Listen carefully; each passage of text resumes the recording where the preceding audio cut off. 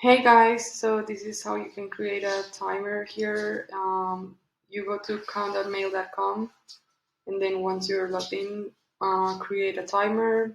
Then you can select here the type of timer you need. Here.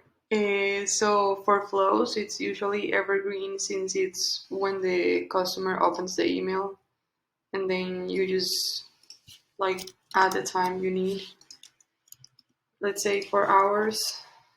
I will just pick like a name just to identify each timer here. And then in the design, you can just select like the colors you want, if you want the background transparent or solid. Um, and then, yep, that's it. And then you just click here on save timer, and here then they'll give you the code that you just add to a text block in Klaviyo. So you just say like you want the alignment in the center to be responsive.